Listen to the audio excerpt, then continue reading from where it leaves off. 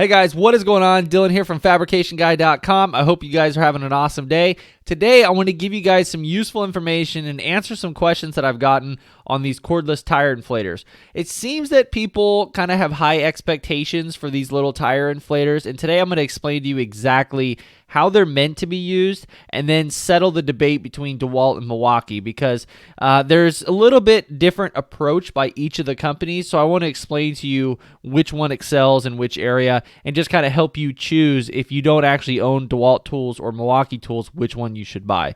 So the first thing I want to address is just the general use of these machines.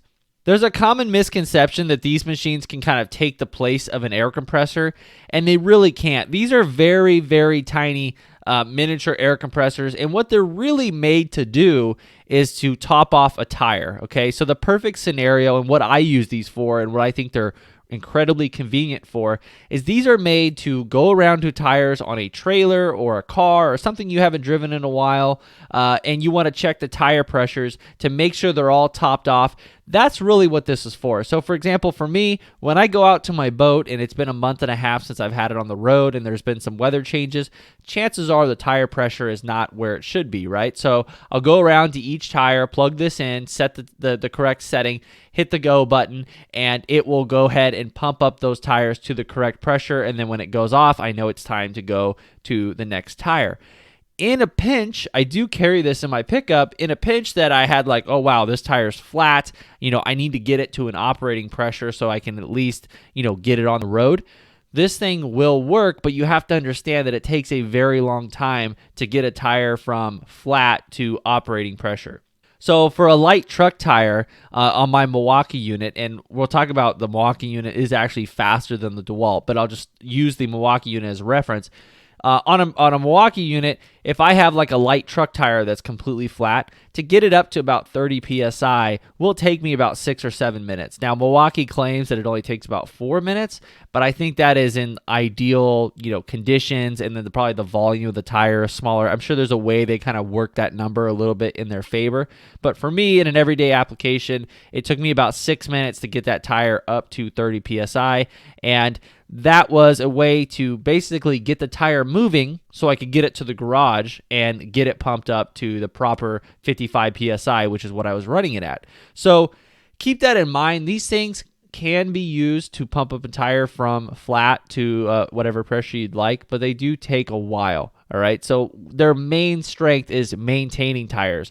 What they also work really well for is lawn equipment, dirt bikes, side-by-sides, things that don't take a lot of volume of air. These things work great for pumping up those tires as well. So if you have a toy hauler and you got, your side-by-side in there and a couple of dirt bikes for the kids, and, you guys are going out riding and camping, this is a great tool to have, have a couple batteries on hand, and anytime it comes to pump up tires for the kids or whatever, make sure everything's good to go. This is a perfect way of doing that without having to stretch out a cord or, run a 12-volt plug from your truck on a little tiny compressor or whatever it is, right? Really, really cool tool to have. So now that that's out of the way and you kind of know what these tools are really capable of and kind of what they're made for, let's talk Dewalt versus Milwaukee. On the surface, the Dewalt looks like the more premium kind of feature-packed unit, and it does have some features that the Milwaukee does not have.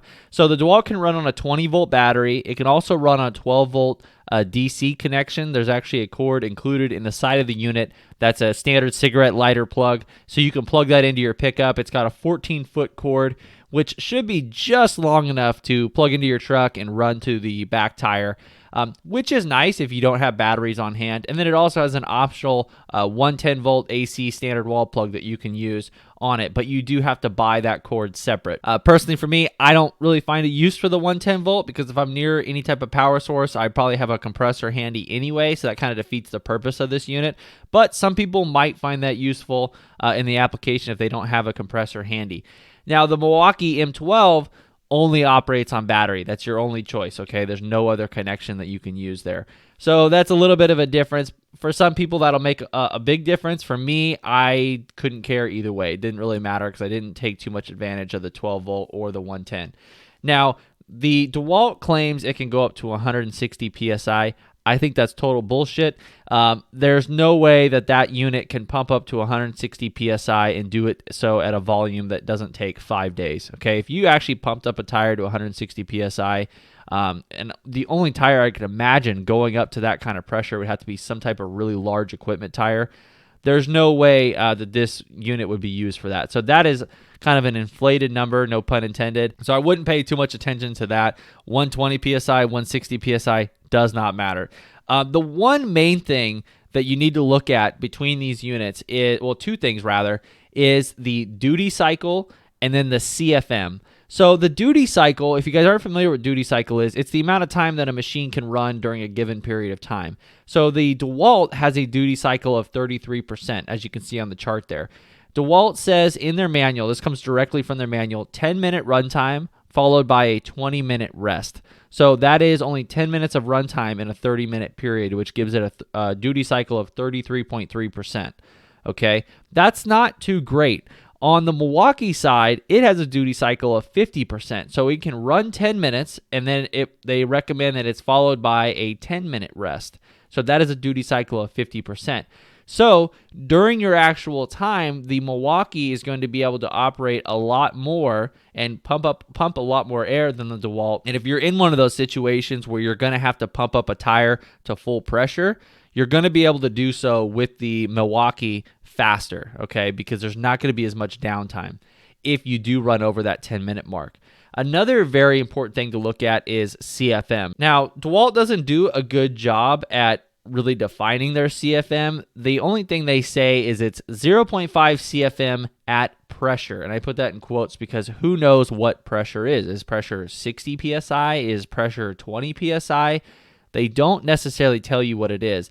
The Milwaukee, they get a little more specific, 0.88 CFM at 0 PSI, so when you first start pumping up a tire, and then 0.63 CFM at 35 PSI. So that at least gives you a better idea of what they're at. From our testing, we know that the Milwaukee does pump up tires faster than the Dewalt, and I would say it's about probably 20% faster. So with that being said, I think the CFM rating of that is probably somewhere around 35 PSI on the Dewalt. Now, when you get these things up to, say 120 PSI, those CFM ratings are going to be nowhere near what they are at the lower PSI. So if you have, a semi-truck and you're trying to pump up a tire to 120 pounds, which is normally what we run our tires at on 11R 22.5s, this thing is going to take forever, right? So it's not really built to that. Once again, you got to know the limitations of these things. These things are tiny and they generate a lot of heat. So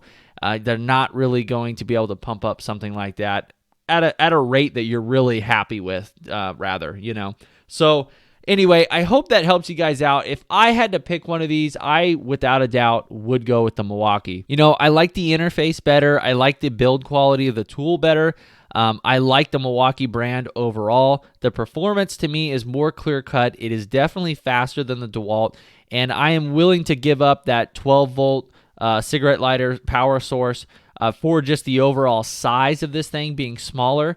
The Dewalt kind of comes in at a different angle. It aims to be kind of an all-in-one electric, tire inflator. It's even got a high volume hose on the side that you can use for pumping up like a air mattress or something like that. So I could see how that could be useful for some people, but for me personally, that's not something I would use. That is just stuff that kind of gets in the way for me, and it's just extra stuff that's kind of in my way when I'm trying to use it. So personally, for me, the Milwaukee wins hands down. But what I will say is if you already own Dewalt tools, I would just go ahead and get the Dewalt. There's no reason to buy extra batteries from Milwaukee just for this one tool. But if you don't own either, I would definitely recommend the Milwaukee over the Dewalt. So I hope this video is helpful for you guys. I try to highlight as much as I can. If you guys have any questions, feel free to post them down in the comments below. I know a lot of people are just simply buying these to throw them in their RV or their travel rigs because they are really good.